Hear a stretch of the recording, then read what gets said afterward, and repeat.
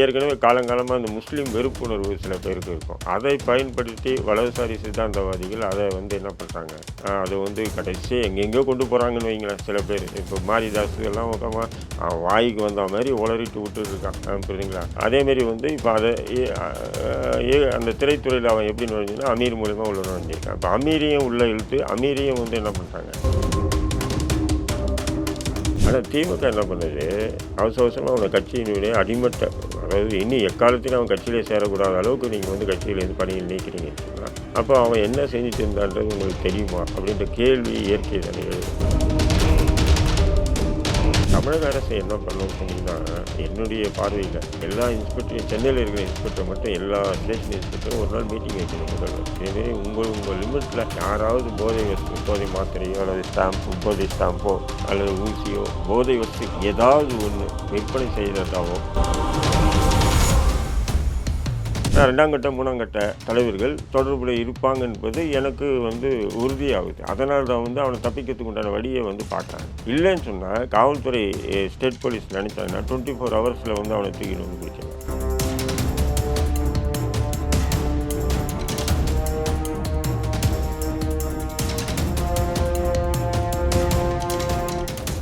Real one voice நேயர்களுக்கு வணக்கம். நான் உங்கள் விஷால் பொலிவர். இன்றைய நேர்காணலில் நம்மோடு இணைந்திருக்கும் சிறப்பு விருந்தினர் இந்திய தேசிய லீக் கட்சியின் தலைவர் மரியாதைக்குரிய தடா ரஹீம் அவர்கள். வணக்கம் பாய். வாங்க. நலமா இருக்கீங்களா? ரொம்ப நல்லா இருக்கேன். ஸோ கடந்த 2 வாரமாக நீங்களும் பார்த்துருப்பீங்க, இந்த ஜாஃபர் சாதிக் விவகாரம் தான் அதிக அளவில் பேசப்பட்டு வருது. இந்த விஷயம் வந்ததுக்கு அப்புறம் பார்த்தீங்கன்னா பல இடத்துல பல கிலோ கஞ்சா அது இல்லாமல் பல கிலோ போதைப் பொருட்கள் கைப்பற்றப்பட்டிருக்காங்க. நேற்று கூட நீங்களும் பார்த்துருப்பீங்க, ராமேஸ்வரம் கடலில் கிட்டத்தட்ட 180 கிலோக்கும் மேற்பட்ட கஞ்சா பிடிப்பட்டதா செய்திகள் வருது. இப்ப தொடர்ச்சியாக இதெல்லாம் நடக்கும் பொழுது, அப்ப இவ்வளவு நாட்கள் அரசாங்கத்தினுடைய அனுமதியில தான் இதெல்லாமே நடந்திருக்கு. இப்ப இந்த விவகாரம் வெளியில வந்ததனாலதான் அரசாங்கம் இவ்வளவு துரிதமா நடவடிக்கை எடுக்கப்படுதுன்னு சொல்லி பல செய்திகள் பாக்குறீங்க. நீங்க எப்படி பாக்குறீங்க இந்த விவகாரத்துல? அதாவது இந்த போதை வஸ்து ஏதோ ஜாஃபர் சாதிக்கு தான் ஆரம்பித்து வச்ச மாதிரி தமிழ்நாட்டில், இந்தியாவில் அப்படின்ற மாதிரி ஒரு பேச்சை கொண்டு போகிறாங்க. அது அப்படி இல்லை. அது பல 100 ஆண்டுகளாக போதை ஏற்றுமதி இறக்குமதி ரெண்டுமே நடக்குது. ஏற்றுமதியும் போது இறக்குமதியும் ஆகிட்டு இருக்குது. அது குறிப்பாக பார்த்தீங்கன்னா, நான் 93 தடா சட்டத்தில் கைது சிறைக்கு போகும்போது பார்த்தீங்கன்னா ஒரு பிளாக்கே இருக்குது. அந்த பிளாக்கில் பார்த்தீங்கன்னா ஒரு 100 பேர் இந்த பவுடர் கேஸ், அதாவது போதை மருந்து வழக்கில் சிறையில் இருந்த நபர்கள். அதில் 10 கிலோ எடுத்துகிட்டு மாட்டினவனே இருக்கான், 100 கிராம் எடுத்துகிட்டு மாட்டினவனே இருக்கான். இப்படி நான் சொல்கிறேன், 30 வருஷத்துக்கு முன்னாடியே சிறையில் நான் கண்ட நிகழ்வுகள் அதெல்லாம். இது அடிக்கடி இது போல் போதை பிடிப்படும். ஏற்றுமதி செய்கிறாங்க இல்லையா, இது 2 விஷயம் இருக்குது. போதை பொருளை இங்கே விற்பனை செய்கிறவங்களும், அதே நேரத்தில் இங்கேருந்து வெளிநாடுகளுக்கு ஏற்றுமதி செய்யக்கூடிய 2 விஷயம் இருக்குது. இதில் ஏற்றுமதி செய்யக்கூடிய நபர்கள் தான் பெரும்பாலும் மாட்டுவாங்க. இங்கே விற்பனை செய்யக்கூடிய நபர்களை பெரும்பாலும் மாட்ட மாட்டாங்க. அப்படியே மாட்டினாலும் ஒரு 10-20 ஒரு மாதம் வெளியே வந்துடுவாங்க, ஜாமீனில் வெளியே வந்துடுவாங்க. அதே நேரத்தில் ஜாமீனில் வெளியே வர்றது மட்டும் இல்லாமல் அவங்க அடிக்கடி அதை தொடர்ந்து செஞ்சுட்டு இருப்பாங்க. அதிகமான வழக்குகள் வாங்கினா ஒரு குண்டாஸ் போடுவாங்க அதிகபட்சமாக. அதை தவிர வேறு எதுவும் நடக்கும் இங்கே விற்பனை செய்யக்கூடிய போதை மருந்துகள். ஆனால் ஏற்றுமதி செய்யக்கூடிய நபர்கள் பிடிப்பட்டாங்கன்னு சொன்னால் அது என்சிபி என்ன பண்ணுதுன்னு சொன்னால், அவங்க குறைஞ்சபட்சம் கைது பண்ணி 10 வருஷம் அந்த வழக்கு, 10 வருஷம் அவங்க சிறையில் இருந்துட்டு வெளியே வராங்க. வெளியே வந்துட்டு சில பேர் அதை விட்டுட்டு ஒதுங்குறவங்களும் இருக்காங்க. 10 வருஷம் நம்ம வாழ்க்கையை இழந்துட்டோம், விடக்கூடாது, இதை ஏதாவது ஒன்று சாதித்து எதனா சம்பாதிக்கணும் அப்படின்றதுக்காக மறுபடியும் செய்கிறவனும் இருக்கான், புரியுதுங்களா? இது காலங்காலமாக நடந்துட்டு வருது. இது இந்து முஸ்லீம் கிறிஸ்துவ அப்படின்ற பாகுபாடெல்லாம் இல்லை. இது வேர்ல்டு போதை மாஃபியான்றது மிகப்பெரிய ஒரு நெட்வொர்க்கில் ஒர்க் பண்ணிகிட்டு இருக்காங்க. அதே நேரத்தில் இப்போது சாதிக் மாட்டப்பட்டதுக்கு முக்கிய சாதிக்குடைய கூட்டாளிக்கு மாட்டியிருக்காங்க, சாதிக் மாட்டலை. அப்படிங்கும்போது சாதிக்கு ஒரு ஆளுங்கட்சியினுடைய ஒரு சாதாரணமான ஒரு பொறுப்பு தான் அது. அந்த பொறுப்பில் இருக்காப்புல உதயநிதி ஸ்டாலினை சந்திக்குது, முதல்வரை சந்திக்குது. 2வது திரைப்படங்களுக்கு ஃபைனான்ஸ் பண்ணி திரைப்படம் எடுத்தது. இது போன்ற விஷயங்கள் வந்தால் இது 2 விதமான சர்ச்சைகள் ஏட்டிக்கு போட்டியாக நடந்துகிட்ருக்கு. ஒரு பக்கம் ஏற்கனவே காலங்காலமாக இந்த முஸ்லீம் வெறுப்புணர்வு சில பேருக்கு இருக்கும். அதை பயன்படுத்தி வலதுசாரி சித்தாந்தவாதிகள் அதை என்ன பண்ணுறாங்க, அதை வந்து கடைசி எங்கெங்கேயோ கொண்டு போகிறாங்கன்னு வைங்களேன். சில பேர் இப்போ மாரிதாஸ் எல்லாம் அவன் வாய்க்கு வந்த மாதிரி உளறிட்டு விட்டுட்டு இருக்கான், புரியுதுங்களா? அதேமாரி வந்து இப்போ அதை அந்த திரைத்துறையில் அவன் எப்படி நுழைஞ்சுன்னா அமீர் மூலிமா உள்ள நுழைஞ்சிருக்கான். இப்போ அமீரையும் உள்ளே இழுத்து அமீரையும் வந்து என்ன பண்ணுறாங்க, ஒரு அட்டாக் பண்ணுறது. ஏன்னா சோஷியல் மீடியாவில் அமீர் தொடர்ந்து சில பல கருத்துக்களை பேசிக்கிட்டு நியாயம் பேசிட்டு வர்றதுனால அவரையும் வந்து என்ன பண்ண வச்சு அடிக்கிறாங்க. இப்போ இது வந்து யதார்த்தமாக நடக்குது. ஆனால் என்னுடைய பார்வைன்னு ஒன்று இருக்குது. பார்வைன்னு பார்த்தா இப்போ ஜாஃபர் சாதிக்கின்ற நபர் இவன் வந்து போதை வஸ்துவே கடத்தலை, இவனுக்கு பொய்யான குற்றச்சாட்டு செலுத்தி முஸ்லீம்ன்ற காரணத்துக்காக இப்படி வந்து பிம்பத்தை உருவாக்குறாங்க அப்படியெல்லாம் சொல்லி நம்ம வாயை நம்ம நாரடிச்சிக்க கூடாது இல்லைங்களா? ஆனால் ஜாஃபர் சாதிக் வந்து 2010 வாக்கிலே கைது செஞ்சுருக்கான். அப்போ இந்த சிடி வழக்கில் கைது செஞ்சு ஜெயிலேருந்து குண்டாஸ் போட்டிருக்கான். 6 மாதம் 7 மாதம் ஜெயிலில் இருந்துட்டு தான் வெளியே வந்திருக்கான். வெளியே வந்த பிறகு தான் அவன் இந்த போதை வஸ்துல கடத்தலில் ஈடுபட்டிருக்கான். அப்போது வந்து ஒரு 5 கிலோ 6 கிலோ சரியாக எக்ஸாக்டாக குவான்டிட்டி தெரியல, பிடிபட்டிருக்கான். அவங்க கூட ஒரு 3 பேரும் 4 பேரும் பிடிபட்டிருக்காங்க. அப்போ வந்து என்சிபி வந்து அந்த இது வந்து என்ன பண்ணியிருக்காங்க, கைது பண்ணி ஜெயிலில் போட்டுறாங்க. பட் இவன் என்ன பண்ணுறான், அங்கே ஒரு இன்ஸ்பெக்டரை கையில் வச்சுக்கிட்டு அந்த இவங்ககிட்ட இந்த கைப்பற்றப்பட்ட அந்த போதைப் பொருள் இருக்குது பார்த்தீங்களா, அதுக்கு பதிலாக வந்து இந்த இடியாப்ப மாவும் அந்த போதைப் பொருளும் இப்படி கையில் வச்சு பார்த்தோன்னா அந்த எது இடியாப்ப மாவும் எது போதை மருந்துன்னு தெரியாது. அந்தளவுக்கு ரெண்டும் ஈக்குவலாக இருக்கும்.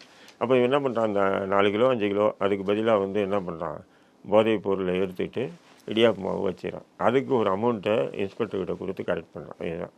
அதன் பிறகு எப்போவுமே இந்த என்சிபி வந்து என்ன பண்ணுவாங்கன்னு சொன்னால், போதை தடுப்பு பிரிவு வந்து என்ன பண்ணுவாங்க, இதை உடனே வந்து ஃபாரன்சிக் ரிப்போர்ட் அனுப்புவாங்க. இதில் எவ்வளோ பவர் இருக்குன்றதை பார்க்க. அப்போ அந்த பவரை செக் பண்ணும்போது இது மாவுன்னு வருது. மாவுன்னு வந்தாவே அப்போ என்ன ரிசல்ட் வருது. ரிசல்ட்டை வச்சு இவங்க என்ன பண்ணுறாங்க, கோர்ட்டில் வந்து கேஸ் அக்யூட்டல் ஆகிறாங்க. பொய்யான வழக்குன்னு சொல்லிட்டு அக்யூட்டல் ஆகிறாங்க. ஆனால் அதன் பிறகு இவனுக்கு வந்து ஒரு நேம் வந்து அந்த போதை கடத்தல் பண்ணுறாங்க இல்லையா, அவங்களுக்கு மத்தியில் ஒரு விதமான பேர், இவனுக்கு நல்ல பேர் உருவாகணும்னா இவன் என்ன பண்ணுறான், ஒரு நல்ல நெட்வொர்க் உருவாக்கிட்டு ஃபுல்லாக வந்து ஃபாரினுக்கு தான், வெளிநாடுக்கு தான் எக்ஸ்போர்ட் பண்ணுறான். முன்னாடி வந்து மலேசியாலாம் பண்ணேன். இப்போ மலேசியா ரொம்ப ஸ்ட்ரிக்ட் பண்ணி அங்கே வந்து பிடிச்சவனு தூக்கு கொடுத்துறான் அப்படின்னு சொல்லிட்டு நிப்பாட்டிட்டு இப்போ என்ன பண்ணுறாங்க, ஆஸ்திரேலியா நியூசிலாந்து போன்ற நாடுகளுக்கு அனுப்பிச்சிட்டு இருக்காங்க. இப்போ என்னென்னா சில ஊடகங்கள் என்னென்னா ஆஸ்திரேலியா நியூசிலாந்து கொடுத்த தகவலின் அடிப்படையில் தான் இவங்களை பிடிச்சாங்கன்ற மாதிரி சில பேர் பிம்பத்தை உருவாக்குறாங்க. அப்படியெல்லாம் ஒன்றுமே இல்லை. ஆனால் ஆக்சுவலாக இவன் மாட்டினது நுண்ணுறும் தன் வாயால் கெடுன்னுவாங்க இல்லையா, தவளை தன் வாயால் கெடுன்னுவாங்க. அந்த மாதிரி வந்து என்ன பண்ணுறாங்கன்னு சொன்னீங்கன்னா, வேறு ஒரு குரூப் மாட்டிக்குது. இங்கே மாட்டிக்கும் போது அப்போ ஜாஃபர் சாதிக் தன்னுடைய இன்ஃப்ளூயன்ஸை பயன்படுத்தி என்ன பண்ணுறான், ஒரு அமௌண்ட் பேசுகிறான். பேசும்போது எப்பவுமே அதிகார வட்டத்தில் 4 பேர் இருக்காங்கன்னா 4 பேரும் ஐஏக்கு பேர்லாம் இருக்க மாட்டானுங்க.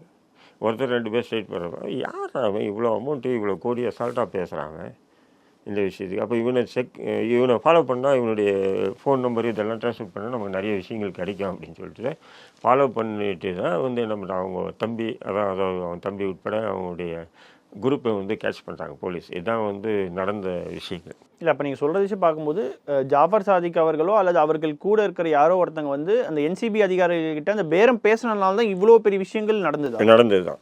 ஏற்கனவே மாட்டி இருக்கக்கூடிய சில பேரை விடுவிக்கிறதுக்காக இவங்க வந்து பேரம் பேசியிருக்காங்க. பேரம் பேசும்போது அதில் வந்து யார் என்னன்னு சொல்லி சில பேர் இருப்பாங்க இல்லையா, எல்லா இடத்துலையும் இருக்காங்க.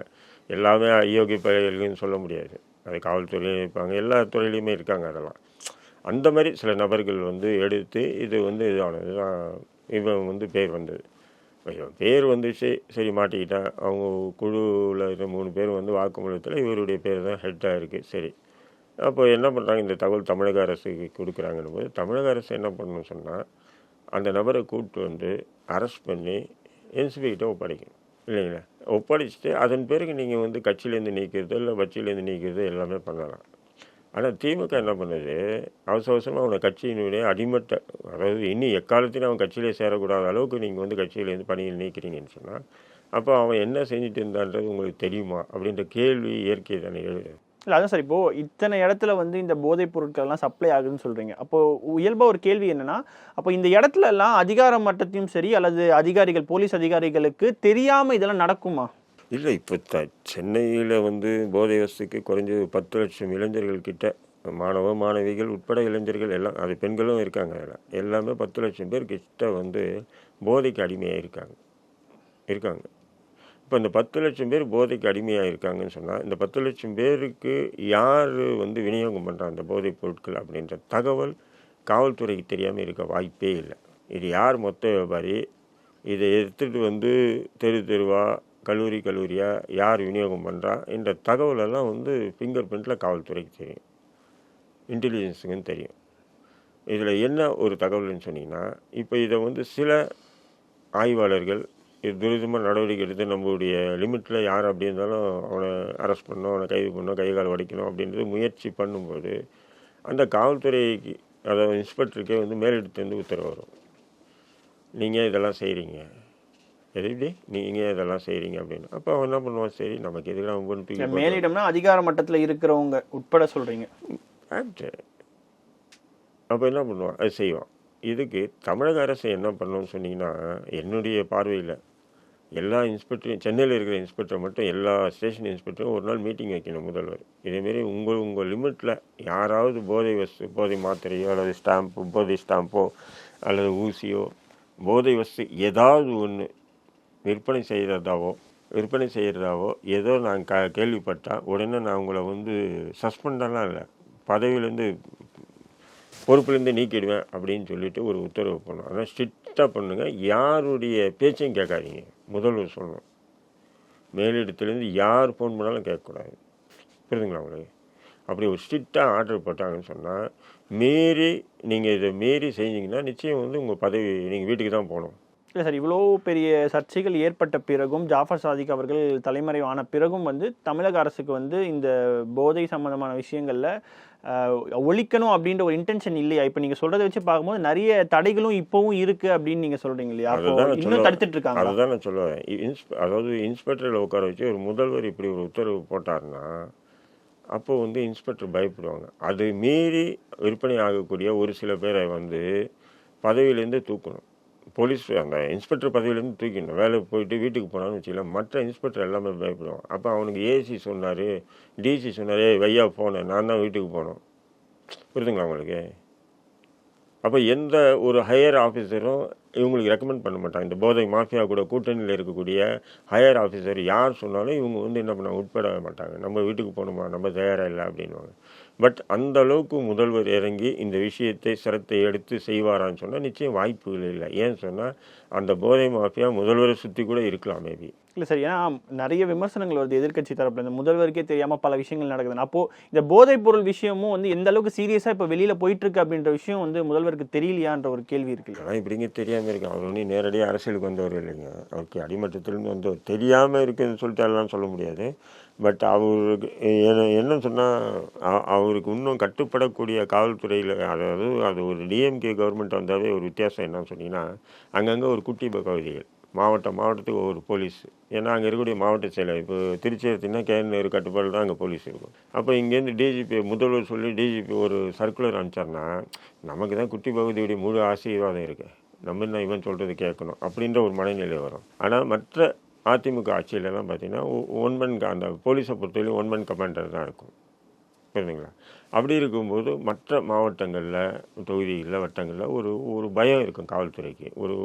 நமக்கு உபயோக பண்ண சொல்லி, இந்த ஆட்டை உபயோக பண்ண சொல்லி நம்ம உபயோக பண்ணணும், இல்லைன்னா நமக்கு பிரச்சனை அப்படின்ட்டு தெரியும். இப்போ அந்த ஒரு நிலை வந்து திமுக ஆட்சி இருக்கும்போது இல்லை. அங்கங்கே ஒரு தளத்தை, அதாவது தடியெடுத்தவெல்லாம் தண்டல்காரன்னு சொல்லுவாங்க இல்லையா பழமொழி, அந்த மாதிரி தடியெடுத்தவெல்லாம் தண்டல்காரன்னா வந்து காவல்துறை இயக்கிறதுனால வரக்கூடிய விளைவுகள் தான் இதெல்லாம். இல்லை, இப்போது திமுக தரப்பில் என்ன சொல்கிறாங்கன்னா, நாங்கள் வந்து அவர் கட்சியை விட்டு நீக்கிட்டோம், நாங்கள் வந்து மற்றவங்க மாதிரி காப்பாற்றுறது இல்லைன்னு. வெறும் இந்த கட்சியை விட்டு நீக்கிறது மட்டுமே வந்து அவங்க இதில் வந்து தப்பிக்க பார்க்குறாங்க. நான் வந்து ஒரு கட்சி வச்சுருக்கேன். இப்போ என் கட்சியில் ஒரு நிர்வாகி இது போல் செயல் செஞ்சாங்கன்னா நான் கட்சியிலேருந்து நீக்கிட்டேன் சொன்னால் லாஜிக்காக நம்ம ஏற்றுக்கலாம், புரியுதுங்களா? நான் தப்பு பண்ணாங்க, தப்பு நான் இப்போ உடன்பட முடியாது, நான் கட்சியிலேருந்து நீக்கிட்டேன்னு சொல்கிறது லாஜிக்காக ஏற்றுக்கலாம். நீங்கள் ஆளுங்கட்சியாக இருக்கீங்க, நான் கட்சியிலேருந்து நீக்கிட்டேன்னு சொல்கிறீங்க. அப்போ இங்கே அவனை யார் பிடிக்கிறது? அவனை யார் பிடிப்பா சொல்லுங்கள்? என்சிபி வந்து பிடிக்குமா, இல்லை சிபிஐ வந்து பிடிக்குமா, இல்லை மிலிட்ரி வந்து தமிழ்நாட்டில் எந்த வீட்டில் எங்கே தங்கியிருக்கான்னு சொல்லி தேடி கண்டுபிடிச்சி பிடிக்க முடியுமா? அப்படி பிடிக்க முடியாது இல்லையா? தமிழக காவல்துறையினுடைய ஒத்துழைப்பு இல்லாமல் அவனை பிடிக்கவே முடியாது. அது வேறு இருக்கும். ஆமாம், இப்போ செந்தில் பாலாஜியுடைய தம்பியை எப்படியாவது பிடிச்சே ஆகணும், அது செந்தில் பாலாஜி வெளியே வரதுக்கு முன்னாடி அவன் தம்பி அசோகை பிடிக்கணும்னு சொல்லி எம்போஸ்மெண்ட், அதாவது இடி வந்து அலையுதா இல்லையா, கண்ணில் விளக்கெண்ணெய் ஊற்றிட்டு தேடிட்டு இருக்கு, புரியுதா? முடியுதா? ஏன்னா மாநில போலீஸ் வந்து அதாவது ஸ்டேட் போலீஸ் வந்து ஒத்துழைப்பு கொடுக்கல அவங்களுக்கு. இல்லைன்னு சொன்னால் செந்தில் பாலாஜியுடைய தம்பி எப்போ கைது பண்ணி கன்ஃபெஷன் ஸ்டேட்மெண்ட் சரி, இப்போ செந்தில் பாலாஜி விவகாரம்ன்றது ஒரு பண மோசடி அந்த மாதிரியான விஷயங்கள். இது வந்து சர்வதேச லெவல்ல வந்து இன்னும் தீவிரவாதத்துக்கு வந்து இதுக்கு பின்னாடி இருக்கான்னு தேடிட்டு இருக்கும்போது இவ்வளோ சீரியஸான விஷயத்துக்கும் திமுக வந்து எப்படி காப்பாற்றுவாங்கன்னு நம்ம எடுத்துக்க முடியும்? இல்லைங்க, இந்த போதை வசதி சில பேர் சில்லறைங்க, இந்த மாரிதாஸ் போன்றவனுங்க ஏதோ போதை வசதிக்கு பின்னாடி தீவிரவாதம் இருக்குது, இஸ்லாமிய பயங்கரவாதம் இருக்குது, இப்படியெல்லாம் பேசுகிறானுங்க. இவனுங்கெல்லாம் வந்து என்னன்னு சொன்னீங்கன்னா, இஸ்லாம் வந்து போதைக்கு எதிரானது, தடுக்கப்பட்டது. அப்போ அந்த மாதிரி ஒரு விஷயத்தில் சம்பாதிக்கக்கூடிய பணத்தை இதுக்கு செலவு பண்ணுவாங்க. அவனை முட்டாள் கூட செய்ய மாட்டான். இப்போ முட்டாள் கூட செய்ய மாட்டான். அப்போது இதெல்லாம் வந்து என்னென்னா இவங்களுக்கு என்னன்னு சொன்னால், இப்போ நம்மளை மாரி வந்து ஒரு பஞ்சுவாலிட்டி ஒரு முஸ்லீமாக இருந்தால் கூட இவங்களுக்கு பிரச்சனை. யாருக்கு? இந்த ஆர்எஸ்எஸ் பாஜக வலதுசாரிக்கு. அல்ல இதேமாரி பொறுக்கி புறம்போக்கு போதை விற்பனை இல்லை போதை அடிக்கிறது இந்த மாதிரி பசங்க வந்தால் கூட இது போல் வந்து அதை வந்து ஒரு சமூகத்தை கூட ஒப்பிட்டு பேசுவானுங்க. ஆக மொத்தம் இவனுங்களுக்கு வந்து போதையை பற்றி பிரச்சனையோ அல்லது தீவிரவாதத்தை பற்றி பிரச்சனையோ இல்லை. இவனுங்களுக்கு பிரச்சனை முஸ்லீம். புரியுதுங்களா உங்களுக்கு? இப்போ எதை சுற்றி இப்படி தான் வருவானுங்க. என்னென்னா உலக தீவிரவாதத்துக்கு, இஸ்லாமிய தீவிரவாதத்துக்கு, பயங்கரவாதம். இது வந்து எப்படின்னா முட்டாள்கள் சொல்லக்கூடிய வாதங்கள். ஸோ இறுதியாக பார்க்கும்போது திமுக அரசாங்கம் வந்து ஜாஃபர் சாதிக் அவர்கள் கண்டுபிடிச்சு கொடுத்தா மட்டும்தான் இதுலேருந்து இந்த பள்ளியிலேருந்து அவங்க வெளியில் வர முடியும், திமுக வர முடியும். இல்லைன்னு சொன்னால் நான் நேரடியாக குற்றச்சாட்டு சொல்கிறேன். திமுகவில் இருக்கக்கூடிய 2ஆம் கட்ட 3ஆம் கட்ட இப்போ முதல்வர் இருக்க வாய்ப்பு இல்லைன்னு வைங்க. அதேமாரி வந்து உதயநிதி ஸ்டாலின் இதெல்லாம் வந்து அரசியலுக்காக யூடியூப்பில் பேசணும், அது கொஞ்சம் வியூவர்ஸ் நிறைய பேர் பார்க்கணுன்றதுக்காக சொல்லக்கூடிய வார்த்தைகளாக இருந்தாலும், ஆனால் 2ஆம் கட்ட 3ஆம் கட்ட தலைவர்கள் தொடர்புடைய இருப்பாங்க என்பது எனக்கு வந்து உறுதியாகுது. அதனால தான் வந்து அவனை தப்பிக்கிறதுக்கு உண்டான வழியை வந்து பார்க்குறாங்க. இல்லைன்னு சொன்னால் காவல்துறை ஸ்டேட் போலீஸ் நினச்சாங்கன்னா 24 ஹவர்ஸில் வந்து அவனை தூக்கிட்டு வந்து பிடிச்சிடலாம். இப்போது நானும் நீங்களும் தலைமுறை ஆகிட்டோம், ஏதோ ஒரு தப்பு பண்ணிட்டு போலீஸ் என்ன பண்ணுவோம்? நம்ம வீட்டில் உள்ளவங்களை எல்லாரையும் கூப்பிட்டு வந்து ஸ்டேஷனில் உட்கார வைக்குமா இல்லையா? உட்கார வைக்கதா இல்லையா? அப்போது ஜாஃபர் சாதிக் தப்பிச்சிட்டான்னு சொல்லி ஏன் விட்றீங்க? கூப்பிட்டுவாங்க, அவங்க பொண்டாட்டியை கூப்பிட்டுவாங்க, அவங்க அம்மா அப்பாவை கூப்பிட்டுவாங்க. புரியுதுங்களா? எல்லோரையும் கூப்பிட்டு வந்து உட்கார வைங்க. அப்போ ஆட்டோமேட்டிக்காக என்ன ஆகும்? அவன் எங்கே இருந்தாலும் வந்து ஃபேமிலின்னும் போது அஃபெக்ஷன் வருமா வராதா?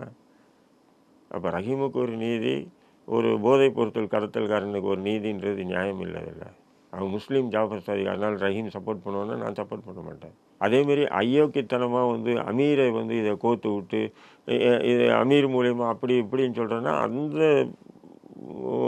புறம்போக்குகளையும் நான் வந்து விட மாட்டேன். நான் அமீர் வந்து அவர் ஒரு இயக்குனர்.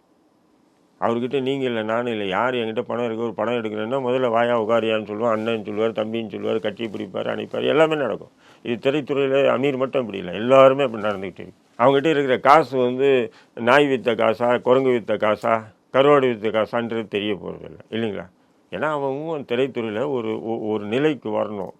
தன்னுடைய அதாவது ஒரு பாடல் ஆசிரியராக இருக்கட்டும், அல்லது ஒரு பாடகனாக இருக்கட்டும், அல்லது ஒரு கதை வசனகர்த்தாவாக இருக்கட்டும், அல்லது ஒரு இசையமைப்பாளராக இருக்கட்டும், அல்லது ஒரு நடிகராக இருக்கட்டும், ஒரு நடிகையாக இருக்கட்டும், அவங்க என்ன நினைக்கிறாங்கன்னா, யாரா ஒரு ப்ரொடியூசர் கிடைச்சா நம்மளை வச்சு படம் எடுத்தால் நம்முடைய திறமையை இந்த உலகத்தை காட்டி நம்மளுக்கு வந்து ஒரு சான்ஸ் வந்து நான் கிடைக்குமே அப்படின்னு சொல்லி ஆயிரக்கணக்கான பேர் தமிழ்நாட்டில் அலைஞ்சிட்டு இருக்கான். அந்த மாதிரி நபர்கள்கிட்ட நீங்களும் நானும் வேறு எவனாக இருந்தாலும் போய் நான் வந்து ஃபைனான்ஸ் பண்ணுறேன்னு சொன்னால் வாயான்னு சொல்லி தான் செய்வாங்க, என் தம்பின்னு சொல்லுவாங்க, என் மாப்பிள்ளைன்னு சொல்லுவாங்க.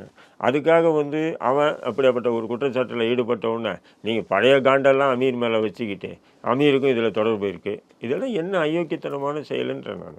நிச்சயமாக சார், தொடர்ந்து பேசும் ரியல் ஒன் நேயர்களுக்காக பல்வேறு கேள்விகளுக்கு பதில் தந்தமைக்கு மிக்க நன்றி சார். நன்றி, வாழ்த்துக்கள்.